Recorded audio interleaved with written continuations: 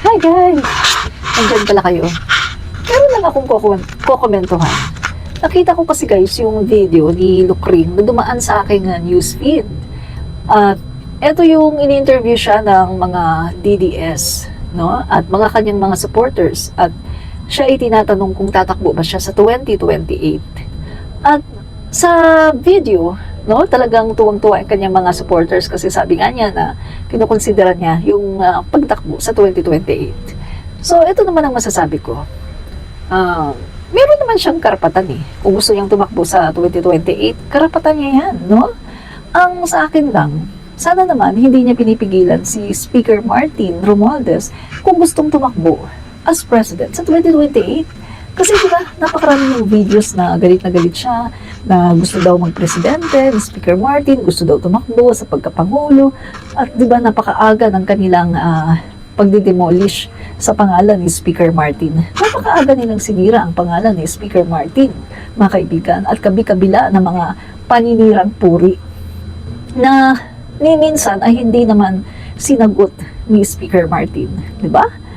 Kung hindi lang siya tinanong tungkol doon sa isang issue, hindi talaga siya sasagot, di ba? So, kita natin mga kaibigan, sana itong si Lucring ay huwag naman masyadong maging diktador, no? So, may balak ka rin pala na tumakbo sa pagkapangulo sa 2028.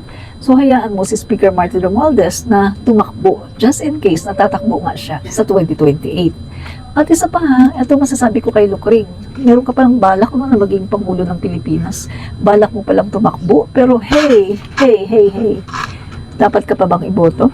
Hello, DepEd nga lang, hindi mo na ayos. DepEd lang yan ha, hindi mo na ayos. Iniwan mo ang DepEd na napakalaki ng problema. Nandyan yung mga ghost students, nandyan yung mga undelivered laptop na halos nasisira na sa mga bodega, nandyan yung undelivered na mga reading materials na milyon-milyon ang halaga. Nandyan ang mga confidential funds, nandyan yung paggamit ng pondo na hindi tama, nandyan yung mga resibo, no? Acknowledgement receipts na iba-ibang mga pangalan, wala namang mga birth certificate ang iyong mga beneficiaries. So, sabi ko nga mga kababayan, no? Kung ikaw isang matinong tao, magtatanong ka, iboboto ba ang ganyang klaseng politiko? Iboboto pa ba yan? Guys, DepEd nga, hindi nga niya naayos. DepEd nga, isang ahensya lang yun. Tapos gugustuhin pa niyang hawakan ang buong Pilipinas. Isa pa, konting problema nga lang niya, hindi nga niya masolusyonan. At grabe na yung kanyang emosyon. Konting problema lang. Nag-hire na siya ng tao, ng assassin, para pumatay ng 3. Take note ha, mga kaibigan.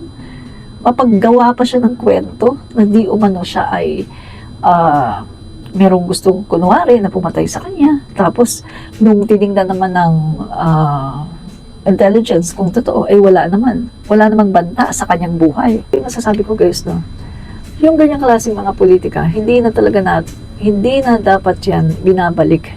Isa lang ang dapat na kakapuntahan yan. Walang iba kundi impeachment. Dapat natin kalusin at dapat natin alisin dahil wala po siyang karapatan na tumakbo sa kahit anong opisina. Kahit barangay captain, hindi po pwede, di ba? Mga kaibigan, tulad yan ng isang bigyan ko kayo ng napakasimpleng illustrations. Tulad yan ng isang basket ng mga kamatis. Kung sa basket ng kamatis na yan, merong isa na nabubulok. Anong gagawin mo? Siyempre, tatanggalin mo yung isang kamatis, ihihiwalay mo yan kasi makakawa yung iba at ang tendency, lahat din sila ay mabubulok. Yan ang dapat natin gawin, mga kaibigan. Merong isang nabubulok, ihiwalay na natin kaagad yan at huwag na natin hayaan na lahat ay mabulok. Diba? Nakakahawa kasi. Mga kaibigan, nakakahawa yan. Biruin mo. Kung yan na maging normal, no? Magiging normal na gawain ng ating mga politiko. Yung magpeke ng mga acknowledgement receipts, maglabas ng mga confidential funds at mga pondo na hindi dinadaan sa tamang proseso at paggasta ng pondo ng bayan ng walang kapararakan. Mga kaibigan, kapag hindi po yan na-address at hindi po yan talagang na-impeach, sasabihin ng mga tao at ng mga politiko, dito sa Pilipinas, easy-easy lang.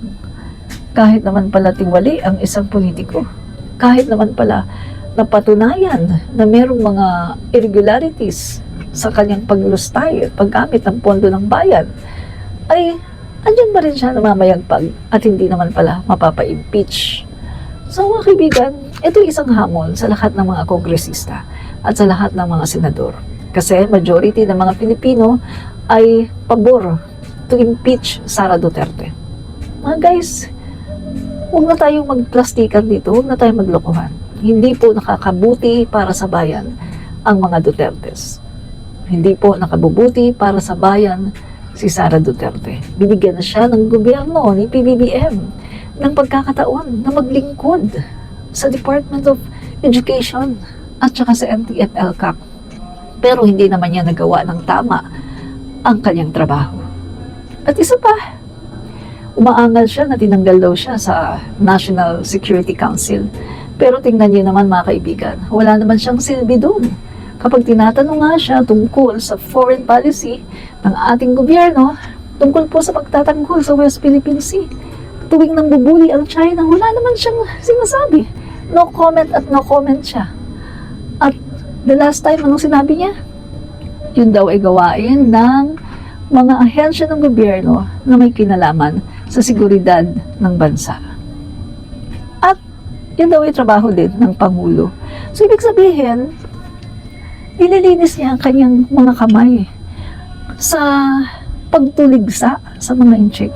Ayaw niyang tuligsain ang China sa kanilang ginagawang pambubuli. So, ano pa ang silbi niya sa National Security Council? Diba? Kaya tama lang talaga na tinanggal siya doon. Tapos ngayon, biglang magre-reklamo at ang dami-daming mga demand na kesyo ganito, kesyo ganyan. Hello! So mga kaibigan invited ko po kayo. January 18, huwag niyong kakalimutan. Magkita-kita po tayo sa People Power Monument sa EDSA. People Power Monument, I think, bandang White Plains yata yan. Pero EDSA rin po yan, along EDSA. Kita-kits po tayo doon mga kababayan at magdala po kayo ng inyong sariling baon, sariling tubig, sariling pera dahil wala po tayong pondo. Ito po ay joint efforts po natin at wala po tayong backup na kahit sinong politiko. No? So, ang nga pa pala mga kaibigan, ang ating pong nag-organize po nito ay ang Bunyog Party List ni Attorney Enzo Recto, isang kakamping. No? So, sa lahat po ng mga kakamping, kung kayo ay naniniwala na dapat i-impeach si Lucreng, so punta na po kayo sa People Power Monument. Kita-kits po tayo sa January 18, 1 p.m. Bring your own bow.